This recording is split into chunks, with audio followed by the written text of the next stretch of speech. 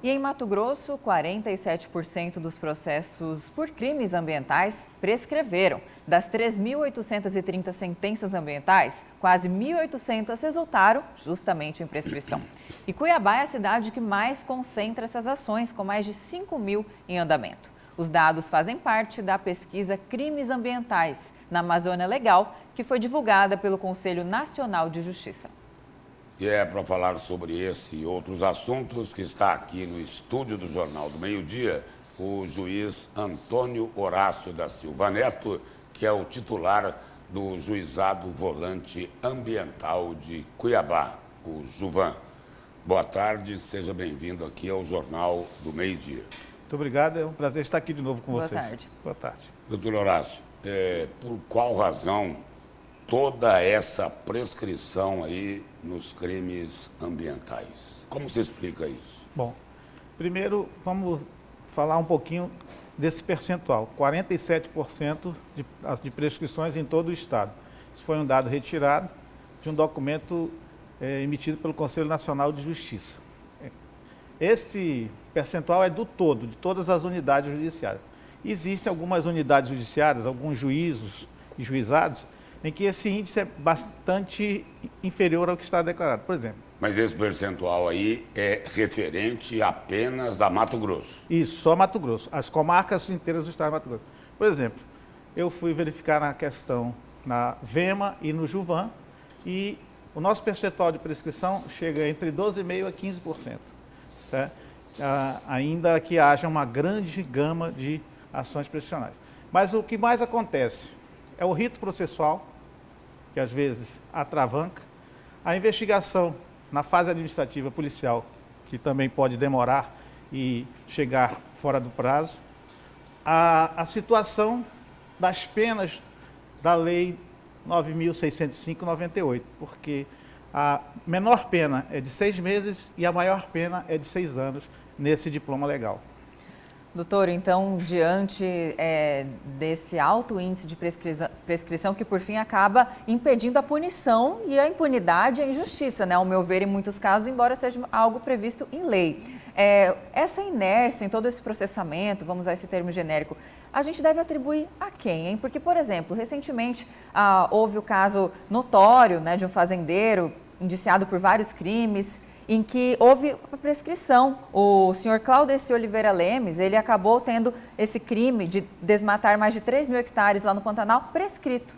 E aí a gente fica se perguntando, quando que essas pessoas serão punidas, se acontece tanta prescrição? Primeiro vamos fazer uma correção de fato. A prescrição que foi declarada no caso dele é de um tipo menor que não esse de desmatar 3.000 hectares. Outro crime, é um outro processo. É que ele tem vários, né? Exato. Não é o dos 80.000 hectares. Não. Esse ainda nem finalizou a fase policial. Ele se encontra no núcleo de inquérito policial, sob os cuidados de outro juiz, né? E assim que houver a denúncia, esse processo vem para a vara especializada de meio ambiente. Sim, eu citei como exemplo para as pessoas na perfeitamente, prática. Perfeito. Mas a questão é o seguinte, nesses casos em que você cita especificamente a pessoa do fazendeiro, os crimes têm uma característica diferenciada. Eles são considerados crimes permanentes. Enquanto não cessa o estado de dano e de crime ao meio ambiente, não corre a prescrição, tá certo?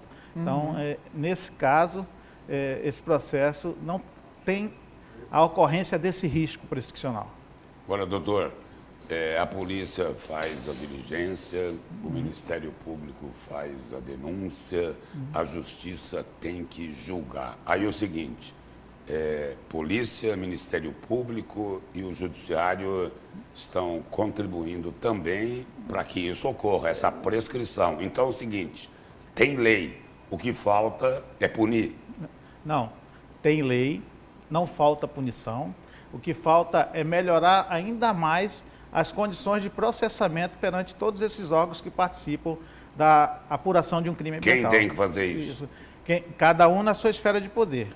A Polícia Civil, Secretaria de Segurança Pública, junto com a Secretaria de Estado e Meio Ambiente, junto com a Polícia Militar Ambiental, seu batalhão ambiental.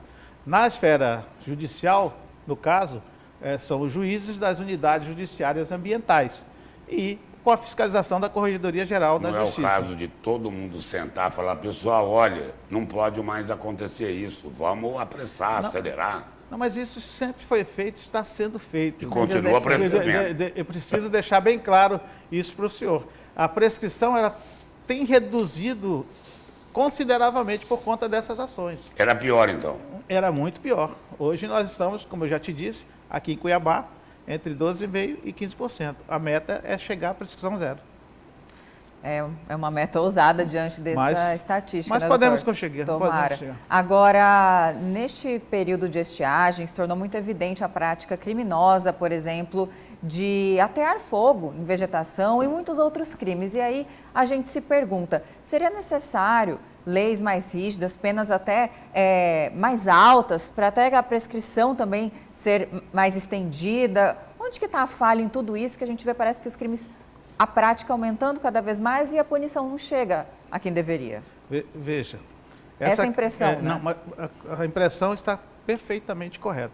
Nós vimos recentemente algumas reportagens em que o cidadão estava colocando fogo na Mata Atlântica, depois ele vai preso pela polícia, é trazido para uma audiência de custódia e o juiz, por conta da quantidade de pena, se vê na iminência de quê?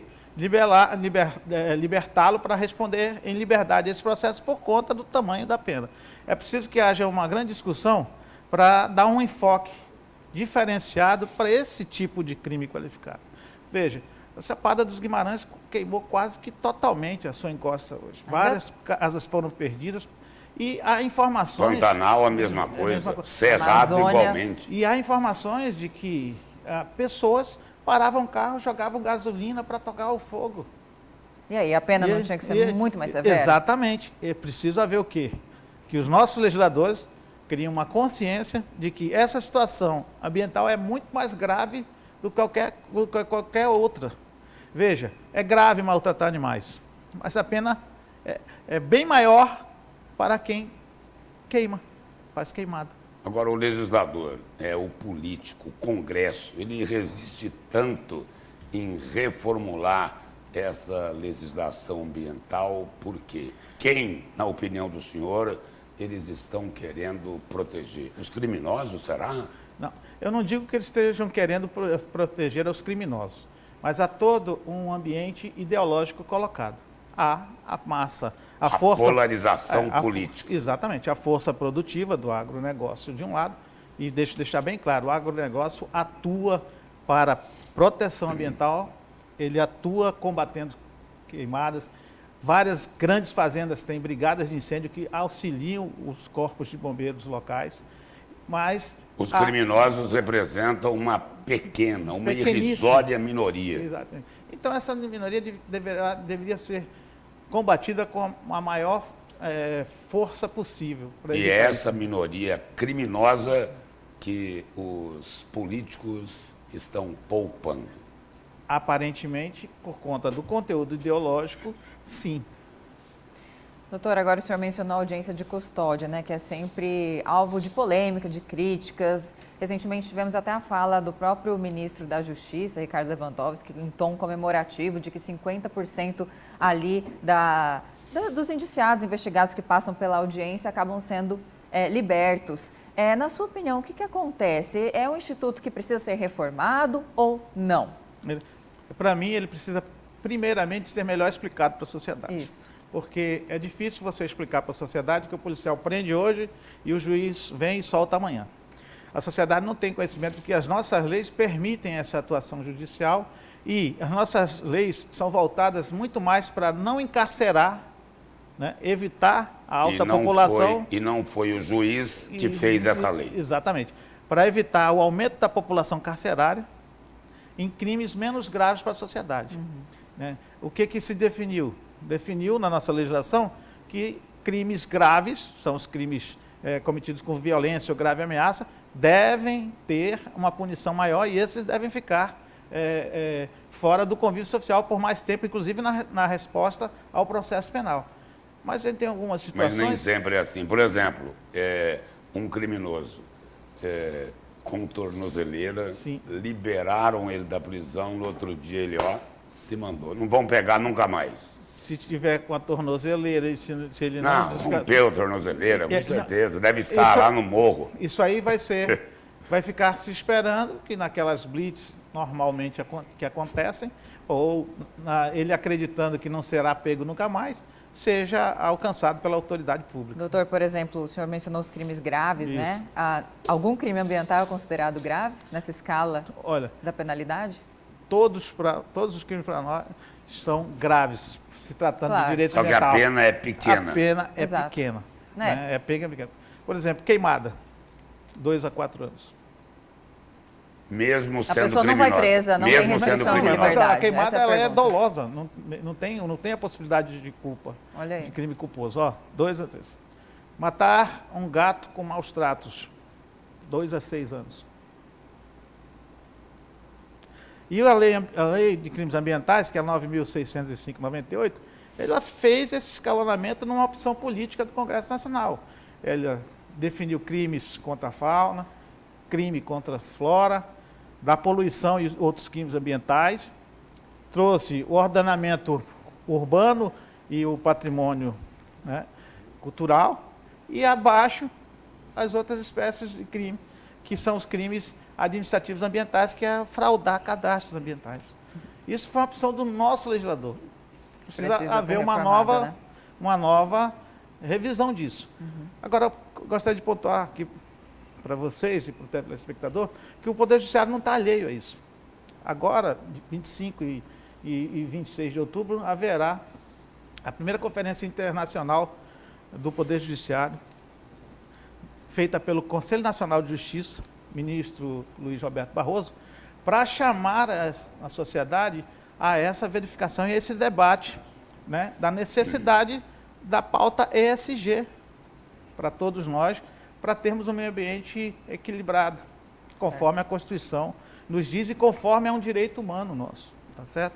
E para finalizar, o CNJ, desde 2022, já tem uma meta para que os juízes julguem todos os crimes ambientais dentro do menor tempo possível. E essa meta está sendo batida e alcançada a cada ano. Só para exemplificar, a vara do meio ambiente de Cuiabá bateu essa meta no mês de setembro, ao final do mês de setembro.